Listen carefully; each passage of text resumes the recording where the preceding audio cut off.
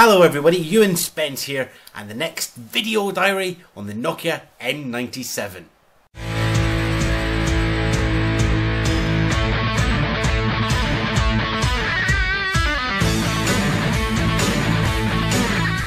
Yes, it's the second week of the Fringe. There is sunshine in Edinburgh, and I'm still here with the Nokia N97. Not at all frustrated. I mean, there are a couple of niggles, but 2 weeks in, definitely enjoying having this little device around. Now, we've looked at the built-in stuff, we looked at media, we look at capture. I want to look at some of the other applications that are in the device now, and just have a little think about what the N97 is actually trying to do, because I think there's a bit of a muddle about that on the internet. And the first one I want to talk about, again, is the fact that it's...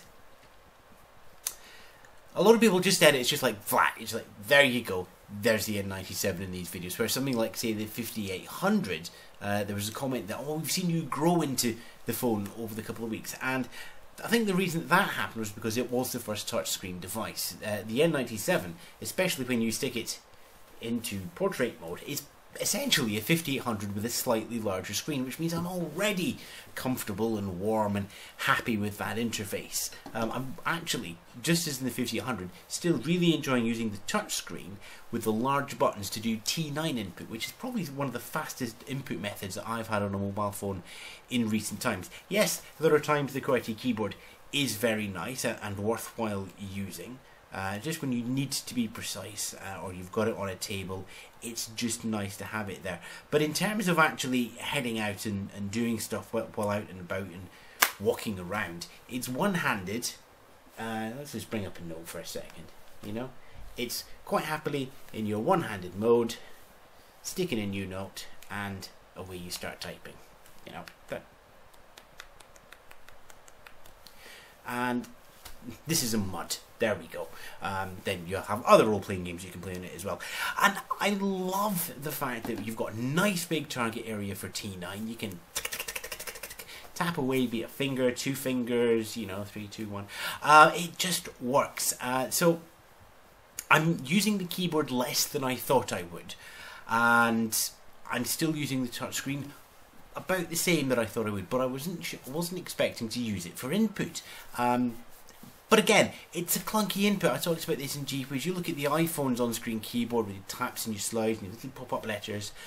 Yet you switch to this, and the best way to input stuff is T9, using grey squares on a grey background to get some grey text to go into your grey dialog box to go into your grey background. You see where the Nokia N97 falls down in the attractiveness stakes. It's like a member of the Grey Council in Minbari Babylon 5. And there's also the fact that, again, when I want to take notes or check my diary and everything, they're on the same phone that I'm talking to someone with. Now, Edinburgh gets very, very loud, especially when you're in crowds or you're in a queue waiting to go into a show. So you're up there, I need to check my diary. You literally need to get them to hold while you have a look and then bring the phone back up to your ear. Whereas if you're using something like a Filofax, for example, you can just whack it open, kind of bounce it on your arm and check that way. Or, you know, just crouch down. 2 points of reference. Putting everything in the one box gives you 1 point of reference, which does make those sort of short-term arrangements that you're making on the phone off the hoof quite difficult to do.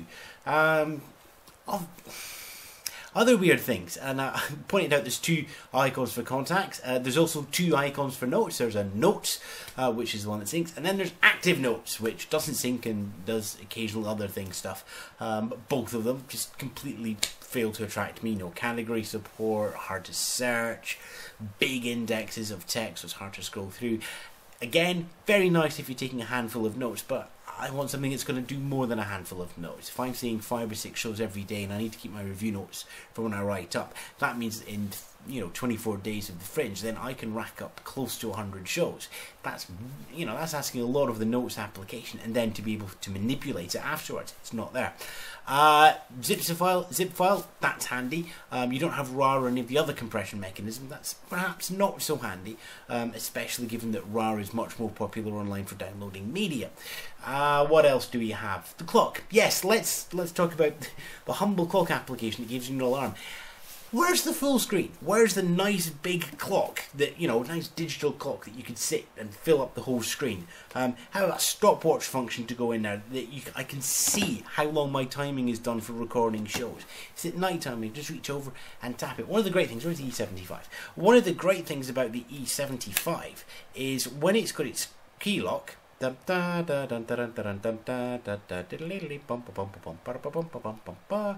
usually leave your key lock around the office, you see. When you got on key lock in E75, hold that, get a lovely pop-up time. Okay, it's great. Come on, let's put the key lock on here and press something and use the key guard switch to unlock the keys. Well, that's helpful, but nothing. What if I tap the power button? Nothing. Just use the key guard to unlock it. Come on. This is still locked, by the way. Even when this pops up, this is just a hold down. Still locked. This helpful message. Right, what else have we got? Oh, there's a Facebook widget on there. Woo! It's so slow to be almost unusable, to be honest. Especially given that I don't have a perfect 3G signal around Edinburgh. Stone tenement blocks, lots of people around, not many tower cells. So it's nice, but again, okay, could take it or leave it. There's a website that does that. When you've got Facebook launching, great, you know, investing a lot of time in applications for the iPhone, yet they still have this sort of web-based form widget. On Nokia's flagship, you know, there is an imbalance there, sorry. Quick Office caught me out as well because it's the read-only version. This device, and actually this is the point I wanted to make at the end of the show, is this device is an N-series device, but the perception is it's a computer, and computers do everything. So when you go into Quick Office, and I want to write up a review, for example, just a quick review, maybe 200-300 words at most, Quick Office comes up with the incredibly useful phrase, "Why don't you upgrade?" No, look at that. It even has a bit that says "New document." And press document. No application license. Now, I understand why that's there. As a geek, as someone who follows Symbian phones, somebody picking up that phone in the shop going, it's got Office on it, great, will not know. And this is a real world test, and that there is a fail. It's a viewer, yes, but I think when you're pitching it as a computer, when you're calling the N97 a multimedia computer, and you see an Office suite on there, you expect it to do everything, and you know, it just leaves a bad taste in the mouth. It's almost like a gotcha, like a pig in a hook saying, yeah, we know you've got that, we know you sold it as a computer, you need to do one more thing, and that involves spending a little bit more money. And again, because this is an N-series device and not an E-series device. The E-series device is Quick Office there because it's enterprise. N-series device is N, it's media, it's, you know, it's flashy, it's you know, Chelsea, West End, London, you know, hip bit of San Francisco, whereas you actually just want a good meal from the Tenderloins in SF. At the same time, you also want a phone you can hit people with, but that's also useful in Edinburgh.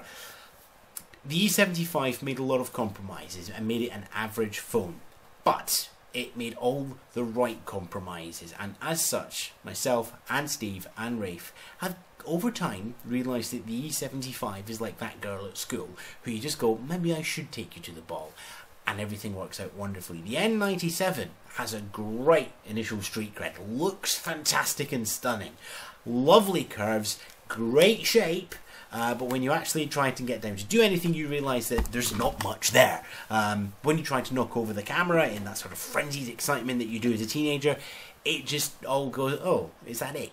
Whereas something like the E75, it just goes and goes and goes. But I still like the N97. It still looks nice. There is promise there. It is early firmware. But I think the compromises in the decision-making process, right back to go, what do we want this device to do? How are we going to market it? They've got muddled up. You know, the E75 has a laser-like focus on above average. The N97 has a focus which is a bit like a shotgun or a great big torch shining into a room. We want to go roughly that way. And yes, you're lighting up the rest of the room, but it's not as intense. It's kind of diffuse. You kind of wonder, is that really a man in a chair, or is it just an action man in a doll's house? It's much closer to me. I just, you know, the core functions of the N97, which we've talked about, you know, the sort of web and stuff, that works great. You know, there's good focus in single applications. Go into a lot of the smaller applications, the applications that kind of sit in the second tier, and it kind of just starts to go, ugh, it's not quite right. So it's too much of a compromise, and the bits they've compromised on, I don't think are for the man in the street. It's quite a melancholy note to end on, isn't it?